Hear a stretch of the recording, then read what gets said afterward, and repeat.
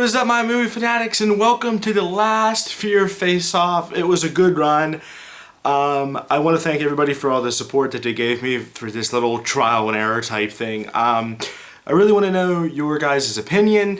Let me know what you thought overall of the Fear Face-Off, because I felt like it was a good idea and everybody seemed to support me at first.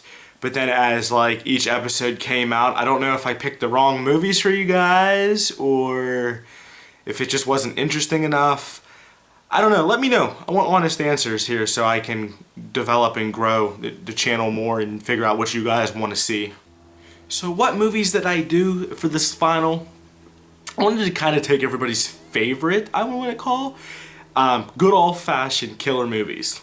And I'm talking, I only took 3 of probably the most famous, notorious killers, and I did Friday the 13th, A Nightmare on Elm Street, and Halloween. So we got to see Jason, Freddy, and Michael all just kill people and blood, guts, hack, slash, fun, good material. To be honest, guys, this is going to be probably the shortest one. I know I say that every time, but literally this one is going to be short just for the sole fact that there's not much to say. But let's start with Friday the 13th. Friday the 13th, the original movie was made in 1980 and we got the reboot. It was never a remake, it was a reboot. So let's keep that in mind. In 2009, Sean S. Cunningham directed the 1980 film, and we had Betsy Palmer as Mrs. Voorhees. We all love Mrs. Voorhees, don't we? Andrea King as Alice King, and Kevin Bacon, heck yes, Footloose Man, as Jack. In 2009, this was a Marcus Nispel as the director, Jared Padalecki, I can't even say it, it'll be on the screen, as Clay, and Amanda Righty as Whitney. And we also had Derek Mears as Jason himself. So what is the big difference between these films? Well, technically, as I said, it was a reboot in 2009. You didn't get the classic horror movie, classic horror Jason film, but you did. Spoilers, so here we go. In 1980, you guys all know that Mrs. Voorhees is the killer in this film because her son drowned due to counselors fooling around and not being good counselors. That's the same case in 2009, but because I read up on this a little bit, I actually did my research, Paramount still owns the rights to the original Friday the 13th, and they couldn't actually use all of the, like, Mrs. Voorhees doing all the killing and stuff. So they started the movie like in 1980, this is what happened. You know, and then you saw Mrs. Voorhees get her head cut off, but Jason's in the bushes watching blah blah blah, where that never happens in the original film. Also, and one thing you want to keep in mind too is that this 2009 reboot is actually the first 3 movies, I believe, combined of Jason. So yeah, keep that in mind if you go into this. You kind of want to have an open mind. So I guess the things that we want to compare it to, if we're going to compare these, because you can't really compare a reboot and an original film, is storyline for the most part. The reboot does follow the original storyline pretty much to a T. They use a lot of the same, when I say they follow the storyline, I mean the end of the storyline. They also use a lot of the notorious places around the camp, meaning you see the lake, you have the archery range, which has a big part, the generator that generates everything, and yeah, so all of the buildings are the same. So basically, all in all, this film they did as much as they possibly could with the original film in a reboot that they possibly could. So I'm not saying that it was bad, but it wasn't the greatest, because there was a whole new cabin involved that was like it was kind of like close to Crystal Lake. There was marijuana involved, stuff that, there was it was new age, but like they added in unnecessary things like we're going to this place to find marijuana. And it happens to be in Camp Crystal Lake. Camp Crystal Lake, guys, had weed planted all through it. That, to me, was just kind of made me mad. So, obviously, you have to give it to the original film just because of the sole fact that the original film is the best. There's nothing better. But the reboot is not terrible. I think it would appeal to some people, but I can see where a ton of people did not like this film at all. So, up next, I did A Nightmare on Elm Street. Good old Freddy Krueger. And they were very interesting. I didn't expect them to be the way that they were. So let's jump right into it. In 1984, we had director Wes Craven. Heather Langenkamp played Nancy. Johnny Depp played Glenn, and Robert Englund played Freddy. In 2010 was the remake. This is not a reboot. This was a remake. The director was Samuel Behr. Jackie Earl Haley played Freddy. Rooney Mara played Nancy. And Kyle Gallner played Quentin. Now the big difference between these two films is like what I loved about it is that they captured like the big scenes, like the major scenes from the first film. If you want to talk about the major scenes, here come the spoilers.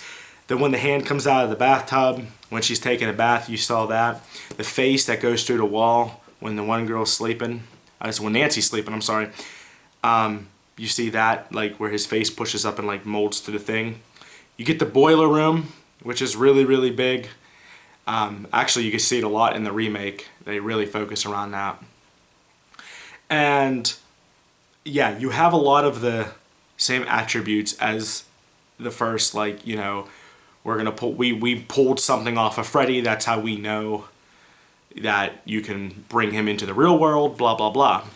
The major differences are Freddy himself. I would say Freddy in 1984 was 10 times better. Just because he's more demonic, I guess you would call it. He's really demonic, actually. He's real crude, he's real rude, he's real out for revenge and all that good stuff. He's more subdued in 2010 where he doesn't talk much, and yeah, I don't know. I think the fear factor was more in 1984. They did more gory horror things. You know, I mean, like, for example, like the whole school scene when she falls asleep in the school and, you know, you see both the body bag of, oh, what's her name? I can't remember the girl's name. Hang on, let me check the notes. But her one friend, Chris, in 2010, her name is Chris, and it's Tina in 1984.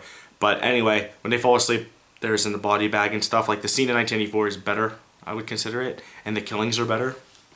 So the big two differences is Freddy Krueger himself and his origin. In 1984, he is just a murderer in a town, and he abducts kids and he murders them.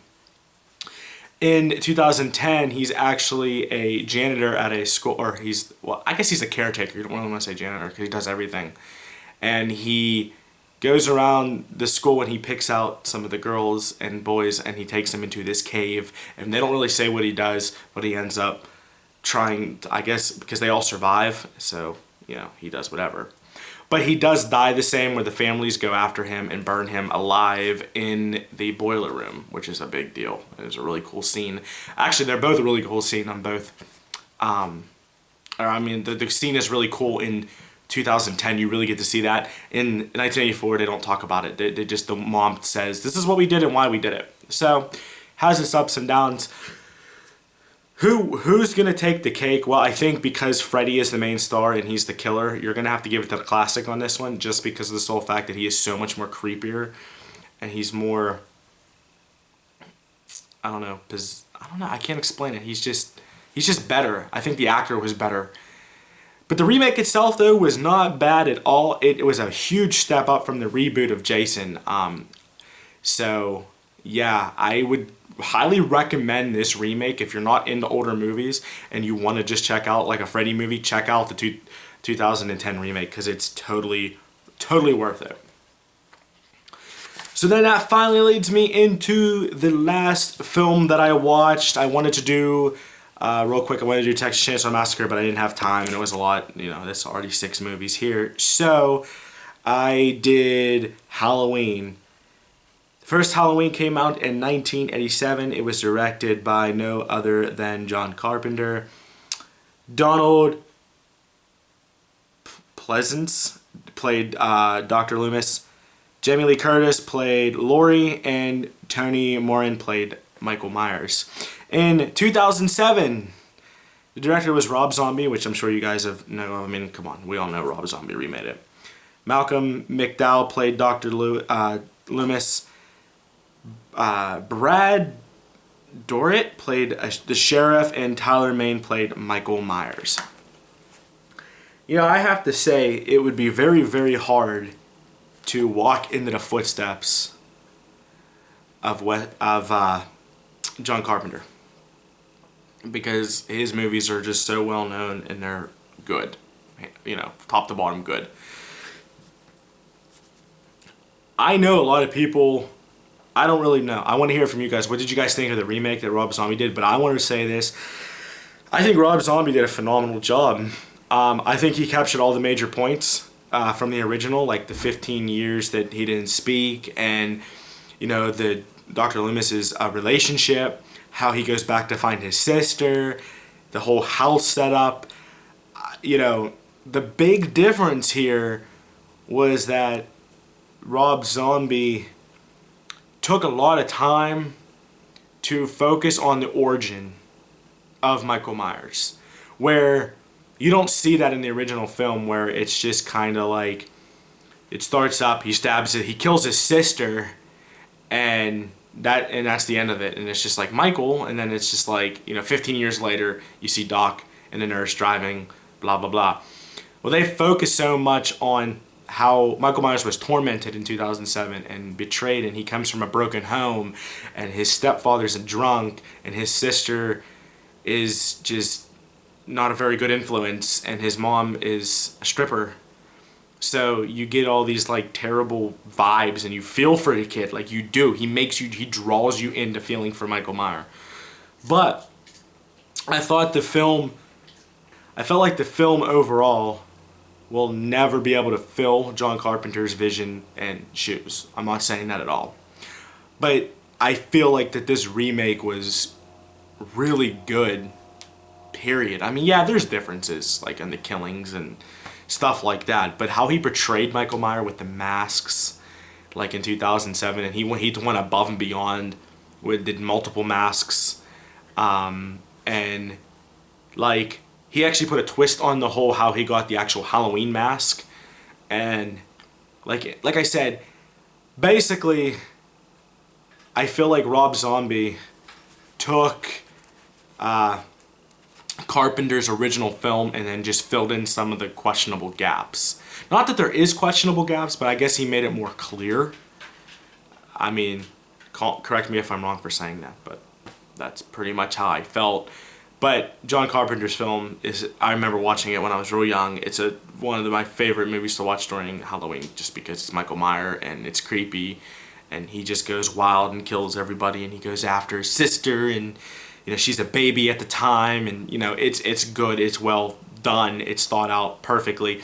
If it wasn't for Carpenter, then Rob Zombie wouldn't have a film to remake.